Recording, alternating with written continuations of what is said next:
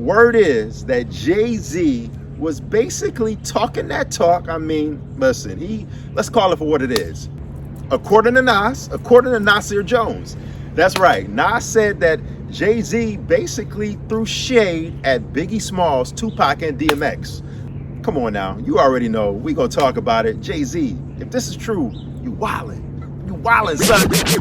Nas never empty here, just take these thoughts. Stay paid, charging MCs these late fee costs. Most recently, an old interview with Nas from Felon Magazine just resurfaced out of nowhere. And he was just basically discussing a conversation that him and Jay had at a club, at a party for, it was, I think Steve Stout had through record executive, hip hop bigwig, mover and shaker, record executive, label executive, Steve Stout. You know, back in 2000, he had some kind of party or something like that.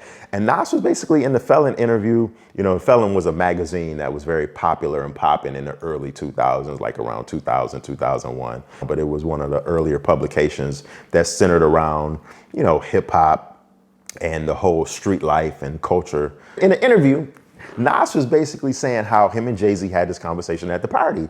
And Jay-Z was basically fully admitting to Nas some pretty bold things when in this conversation. Nas was like, you know, Jay-Z fully admitted to him that he was better than Biggie. That he, you know, even though Jay and Big was cool, they was boys, that was his mans in them.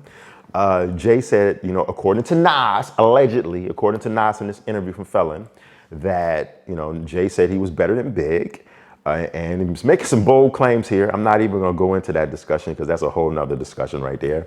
But Jay also said some very interesting things about Tupac and DMX as well, and their music and what kind of music that, you know, the kind of music that they make. Now, Nas says in this interview that Jay-Z really got crazy, and he said that Tupac and DMX were not lyricists. He said that they just had the hungry, starving street dudes copping their product and you know, buying their records and listening to their music and things of that nature. But me and him, referring to Nas and Jay-Z, had all the money dudes buying ours, you know, the dudes that was, you know, getting money, the hustlers and the street dudes that was really getting that paper and that really was about their bread, the big time hustlers. Jay was like, him and Nas really had those kind of big spenders buying their product and listening to their music, basically saying that Jay-Z and Nas was the upper echelon get money hip hop compared to Tupac and DMX, who were the lowly, you know, street dudes out here starving dudes that only, you know what I'm saying, nickel and dime dudes, nickel and dimers, the workers, you know, listening and buying their music.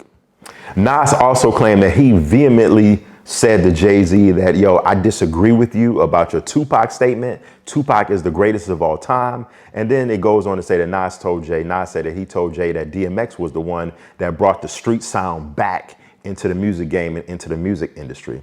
So listen, if this is all true, you know what I'm saying, which I don't have a reason to, you know, think that Nas would be lying and just throwing stuff out there in 2000, because I could actually see, you know, them two having a conversation like that, you know, in the club, you know what I'm saying? Jay was probably a little, you know what I mean, tipsy on that, a little something in him maybe. And so he just decided to, you know, speak his voice. And honestly, maybe, you know, Jay-Z really felt like that, you know, about the whole, you know, him being better than Big and, you know, Tupac and, you know, DMX not being lyricists. Me personally totally disagree with Jay. You know, I love me some Big. I do over time, full disclosure, I do over time believe that Jay-Z has eclipsed Big and, you know, became the better. Obviously, Big passed away 25 years ago, you know what I mean? Close to 25 years ago in 97 or somewhere around there, almost 25 years ago, 23, 22 years ago, 24 years ago. And so obviously Jay has had a more lengthier and more decorated career. It would have been interesting to see where Biggie trajectory would have took him if he was still alive. And so obviously, you know, Jay-Z is the better artist only because Big passed away, God rest his soul. But those claims about Tupac and DMX not being lyricists and only having street dudes, street, low-level dudes and street dudes copping their music and listening to their product, come on. Everybody was listening to Tupac and DMX. You know, not only street dudes, but corporate dudes, white people, black people, Asian people. I mean, listen, Tupac didn't go diamond and sell 10 million records just in America here alone for no reason. Tupac is definitely in my top 5 greatest hip hop artists of all time.